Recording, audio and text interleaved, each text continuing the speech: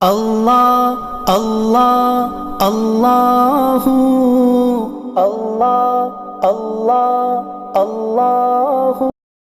بسم اللہ الرحمن الرحیم، نحمده ونصلی علی رسوله الکریم، اما بعد فاعوذ باللہ من الشیطان الرجیم۔ نحن نقص علیک نبأهم بالحق انہم فتیۃ آمنوا بربہم وزدناہم ہدی، صدق اللہ العظیم۔ معزز سامعین، اللہ تبارک و تعالیٰ نے اس آیت اور ان کی بعد کی آیتوں میں اصحاب کہف کے تین حال بتائے ہیں، اور تینوں عجیب ہیں جو ان حضرات کی کرامت سے بطور خرق عادت ظاہر ہوئے ہیں۔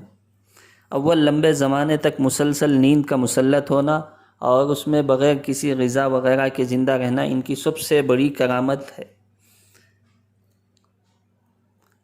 اس حال میں، اس طویل نیند کی حالت میں ان کا ایک حال تو یہ بتلایا، اللہ نے ان کو غار کے اندر اس طرح محفوظ رکھا تھا کہ صبح و شام دھوپ ان کے قریب سے گزرتی مگر غار کے اندر ان کے جسموں پر نہ پڑتی تھی۔ قریب کے گزرنے کے فوائد زندگی کے آثار کا قیام، ہوا اور سردی، گرمی کا اعتدال وغیرہ تھے، اور ان کے جسموں پر دھوپ نہ پڑنے سے جسموں کی اور ان کے لباس کی حفاظت بھی تھی۔ الغرض، اللہ تبارک و تعالیٰ نے اصحاب کہف کی اور ان کے جسموں کی اس طرح سے حفاظت فرمائی۔ دوسرا حال یہ ہے کہ اصحاب کہف پر اتنا زمانے دراز تک نیند مسلط کر دینے کے باوجود ان کے اجسام پر نیند کے آثار نہ تھے۔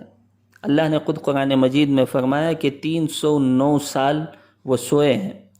ایسی حالت تھی کہ ان کو دیکھنے والا یہ محسوس کرے کہ وہ جاگ رہے ہیں۔ 309 سال سونے کے باوجود ان پر نیند کے کوئی آثار نہیں تھے۔ بعض مفسرین نے فرمایا ان کی آنکھیں کھلی ہوئی تھیں، بدن میں ڈھیلا پن جو نیند سے ہوتا ہے وہ نہیں تھا، سانس میں تغیر جو سونے والوں کے ہو جاتا ہے وہ بھی نہیں تھا۔ ظاہر ہے کہ یہ بھی حالت غیر معمولی اور ایک قسم کی کرامت ہی تھی، جس میں بظاہر حکمت ان کی حفاظت کی تھی کہ کوئی ان کو سوتا ہوا سمجھ کر ان پر حملہ نہ کرے، یا جو سامان ان کے ساتھ تھا وہ نہ چرا لے۔ اور مختلف کروٹیں بدلنے سے بھی دیکھنے والے کو بیداری کا خیال ہو سکتا ہے، اور کروٹیں بدلنے میں یہ مصلحت بھی تھی کہ مٹی ایک کروٹ کو نہ کھا لے۔ یہ اللہ تبارک و تعالیٰ نے غیب سے ان کی حفاظت کا بندوبست فرمایا۔ ابن عطیہ رحمۃ اللہ علیہ فرماتے ہیں کہ میرے والد ماجد نے بتایا کہ میں نے ابو الفضل جوہری کا ایک واعظ سن 469 ہجری میں جامع مصر کے اندر سنا۔ وہ برسر منبر یہ فرما رہے تھے کہ جو شخص نیک لوگوں سے محبت کرتا ہے ان کی نیکی کا حصہ اس کو بھی ملتا ہے۔ دیکھو، اصحاب کہف کے کتے نے ان سے محبت کی اور ساتھ لگ لیا تو اللہ تعالیٰ نے قرآن کریم میں اس کا ذکر فرمایا۔ اور قرطبی، تفسیر قرطبی میں ہے، جب یہ کتا صلحاء اور اولیاء کی صحبت سے یہ مقام پا سکتا ہے تو آپ قیاس کر لیں مؤمنین موحدین جو اولیاء اللہ اور صالحین سے محبت رکھیں ان کا مقام کتنا بلند ہوگا۔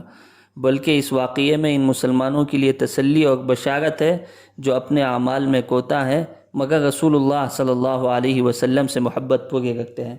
تو اس وجہ سے کسی کو یہ نہیں چاہیے کہ وہ نیک لوگوں کی صحبت سے گریز کرے، بھاگے، بلکہ اللہ تبارک و تعالیٰ نے ایک جگہ قرآن مجید میں ارشاد فرمایا، یا ایھا الذین آمنوا اتقوا اللہ وکونوا مع الصادقین، ایمان والو اللہ سے ڈرو اور سچوں کے ساتھ ہو جاؤ۔ سچوں سے مراد یہ صلحاء ہیں، اولیاء ہیں، متقین ہیں، اور اسلاف اس سے مراد ہیں۔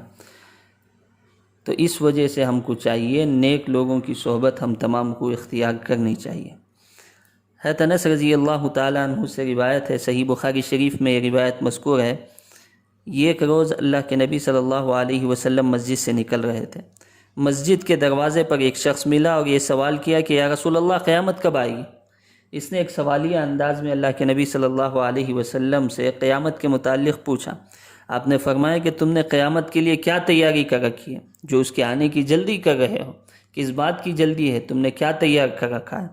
یہ بات سن کر یہ شخص دل میں کچھ شرمندہ ہوا اور پھر عرض کیا کہ میں نے قیامت کے لیے بہت نماز، روزے اور صدقات تو جمع نہیں کیے مگر میں اللہ اور اس کے رسول سے محبت رکھتا ہوں۔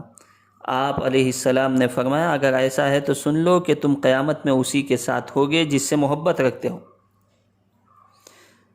حضرت انس رضی اللہ تعالیٰ عنہ فرماتے ہیں یہ جملہ مبارکہ حضور صلی اللہ علیہ وسلم سے سن کر وہ صحابی اتنے خوش ہوئے کہ اسلام لانے کے بعد اس سے زیادہ خوشی کبھی نہیں ہوئی تھی۔ تو اس وجہ سے ہم تمام کو اللہ سے، اس کے رسول سے اور نیک بندوں سے، متقی بندوں سے محبت ہونی چاہیے۔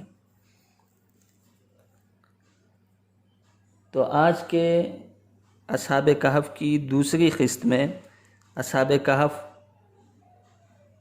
کتنے سال سوئے اس کا تفصیل سے ذکر آیا، اور اسی طرح نیک لوگوں کی صحبت کا بھی ذکر ہلکے سے آیا کہ جب نیک لوگوں کی صحبت میں ایک کتا رہتا ہے جو انسان بھی نہیں ہے، اس کے اوپر جزا و سزا کچھ نہیں ہے، جب اللہ تبارک و تعالیٰ اس کو بخش سکتے ہیں، وہ کتا بھی ان لوگوں کے ساتھ جنت میں جا سکتا ہے، تو کیا یہ ایک انسان ایمان والوں کی صحبت اختیار کر کے وہ جنت سے محروم ہو سکتا ہے؟ یہ ہم تمام کے لیے ایک سوال ہے، لمحہ فکریہ ہے۔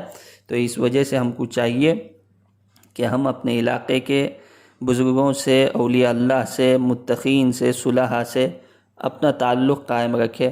اللہ تعالی ہم تمام کو اس کی توفیق نصیب فرمائے۔ آمین۔ وآخر دعوانا ان الحمد للہ رب العالمین۔